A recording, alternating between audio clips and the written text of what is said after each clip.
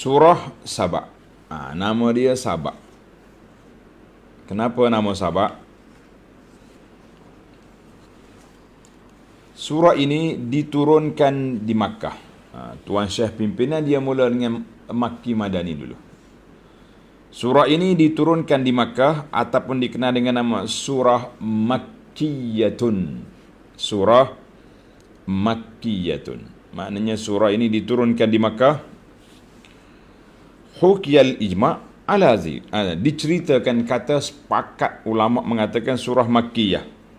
Makna asal surah ini Makkiyah. Tapi sebagaimana yang telah kita belajar dalam banyak dah surah-surahnya dulu, mungkin dalam surah Makkiyah ada 1-2 ayat Madaniyah. Maka ada pandangan mengatakan waqila as-surah Makkiyatun illa ayatan wahidah. Surah ini Makkiyah kecuali 1 ayat je. Ayat mana? Wahya qawluhu ta'ala yaral ladzina utul ilma. Yaral ladzina utul ilma. Ayat yang ke-6 famadaniyatun. Wallahu alam. Mengandungi 54 ayat. Ingat surah Saba berapa ayat? 54 ayat. 54 ayat. Summiyat hadhihi surah bi surati Saba. Dinamakan surah ini dengan nama surah Saba. Kenapa? Saba ini apa benda? Tengok. Sama perihal penduduk negeri atau negara Sabak. Besarlah Sabak ni, kerajaan dia besar. Kerajaan yang besar. Kerana kisah mereka, kisah penduduk Sabak, negeri Sabak, ada disebutkan pada ayat 15 sehingga 21. Kerajaan Sabak ni Mamlakah Balqis. Yang masyhur itu. Jadi ayat 15 hingga 21 ada cerita Sabak, maka diambilkan nama ini. Wa qad waradat ba'dul athar. Ada diriwayatkan asar, mana kata-kata sahabat yang menamakan surah ini dengan surah Sabak. Sebagaimana yang dikeluarkan oleh Ibnu Durais dalam kitabnya Fadail Al-Quran daripada Ibnu Abbas radhiyallahu anhuma menamakan surah ini dengan surah Saba. Asar ini juga dinukilkan oleh Imam Suyuti dalam kitab Ad-Durrul Mansur. Intisari kandungan. Kita belajar intisari kandungan. Maknanya dalam surah ini ada apa? Saya baca dalam pimpinan, kemudian kita pergi poin-poin dia dalam surah, dalam tafsir Muharrar ini insya-Allah. Pada mulanya Allah Subhanahu Wa Taala menegaskan bahawa segala puji tertentu baginya, kerana dialah yang menciptakan dan menguasai seluruh alam. Dalam ayat ini Allah Ta'ala gambarkan 2 sifat dia, Al-Malik. Jadi Allah Ta'ala pemilik alam ini. Dan juga Allah Ta'ala yang menguasai. Al-Malik.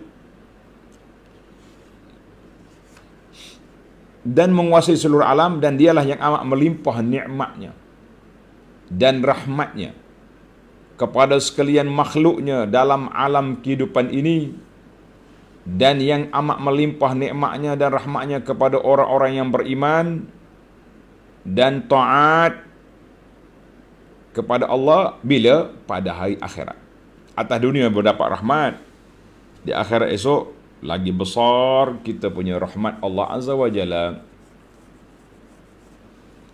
Setelah menolak fahaman kaum kafir musyrik yang menentang Nabi Muhammad sallallahu alaihi wasallam dan yang tidak percayakan kedatangan hari kiamat, dan setelah menerangkan keistimewaan yang telah diberikan kepada nabi-nabi yang telah lalu, Nabi Daud dan Nabi Sulaiman alaihi wassalatu wassalam, maka Allah Ta'ala memberi amaran kepada golongan yang musyrik itu.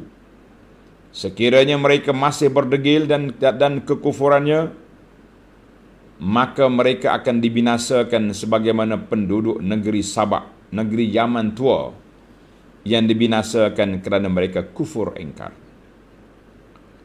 Kemudian Allah Subhanahu wa taala menghalakan firman-Nya kepada Nabi Muhammad sallallahu alaihi wasallam dan menerangkan kepada baginda menerangkan bahawa baginda Nabi sallallahu alaihi wasallam adalah diutuskan kepada umat manusia seluruhnya sebagai seorang rasul pembawa berita gembira kepada orang-orang yang beriman dan pemberi amaran kepada orang-orang yang engkar.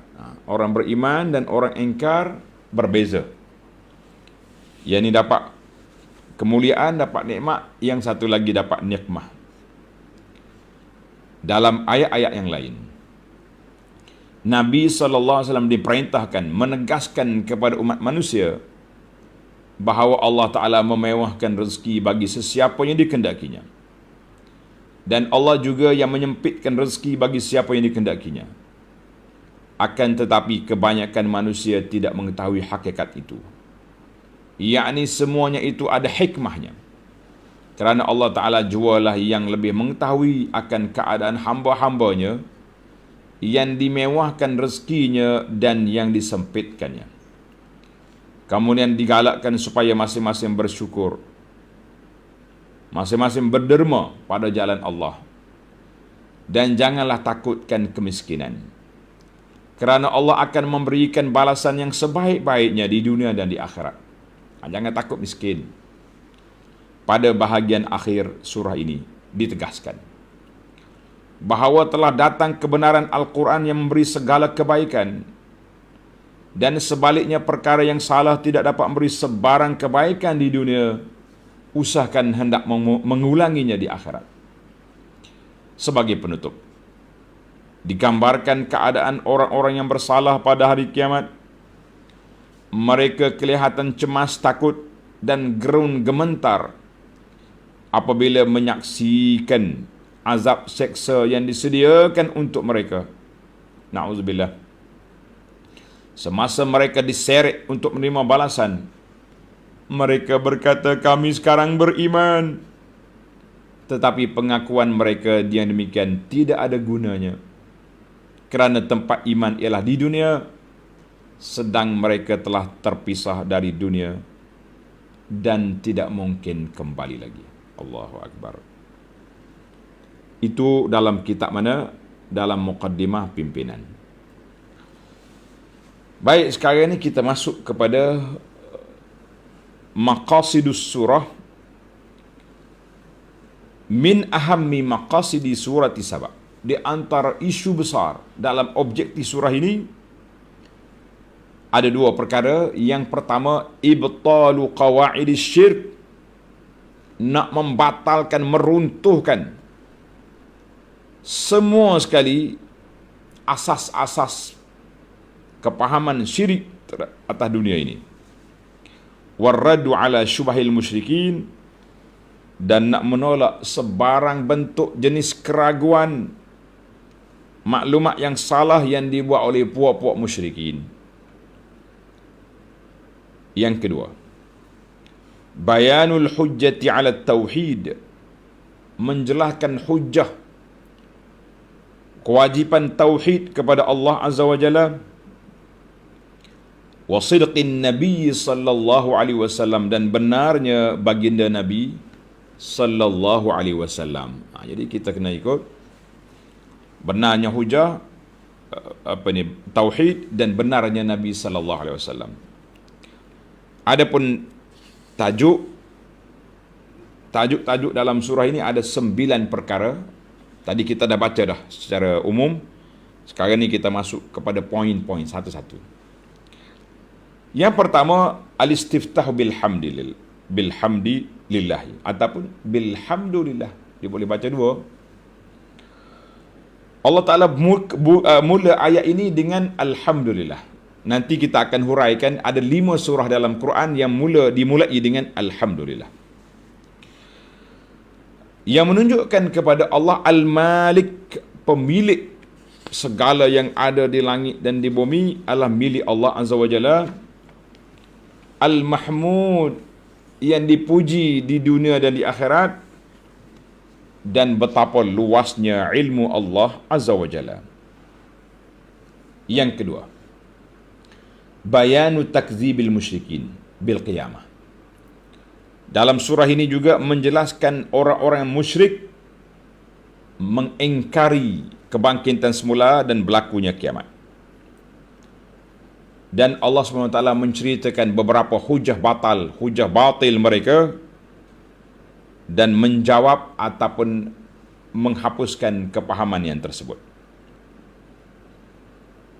Yang ketiga, dalam surah ini juga menyebut sedikit daripada kisah 2 nabi, 2 beranak, iaitu Nabi Daud dan Sulaiman alaihimassalatu wassalam.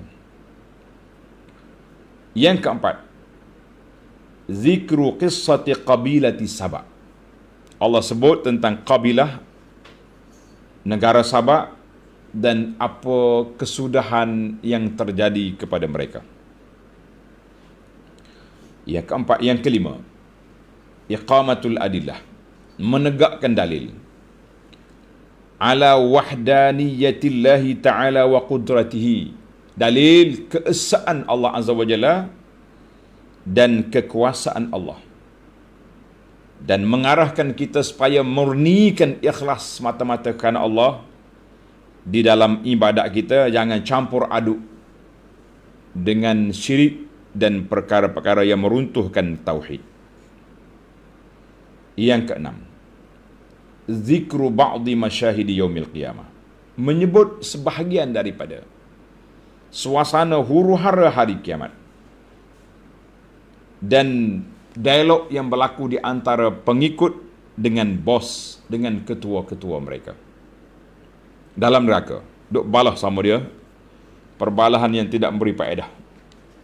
Nak balas lah ni, jangan balas lah di akhirat esok. Yang ketujuh, ar-raddu 'alal mutrafin, menolak kepahaman orang-orang bangsawan, orang kaya, orang mewah-mewah, pembesar-pembesar yang menyangka bahawa harta benda dan anak cucu mereka memberi manfaat pada mereka di akhirat. Kita kata la. Yang ke-8, da'watul kafirin, mengajak orang kafir supaya berfikir, memerhatikan, tadabbur akan seruan dakwah Nabi sallallahu alaihi wasallam. Fikir dengan baik, jangan fikir dengan nafsu. Yang ke-9, tahdidul kafirin, memberi amaran kepada puak kafir dengan akibat yang buruk sekiranya mereka berterusan dalam keadaan kufur dan keras kepala, tak mau tunduk kepada Allah Azza wa Jalla. Itulah para jemaah sekalian, ada 9 poin besar ayat-ayat yang Allah Ta'ala sebut dalam surah Saba, yang bilangan ayatnya 54 ayat ini. InsyaAllah kita akan terus berjalan dengan izin Allah Azza wa Jalla, mengembara kita di alam kalamullah, untuk kita hayati, kita tadabbur, kita fahami. Kita mohon dengan pertolongan Allah, dengan namanya yang maha indah, dengan sifatnya yang maha tinggi. Ya Allah, bukalah hati kami, lapangkanlah dada kami, curahkanlah kepahaman kepada kami untuk memahami kalam Rabbina ya Rabbal Alamin.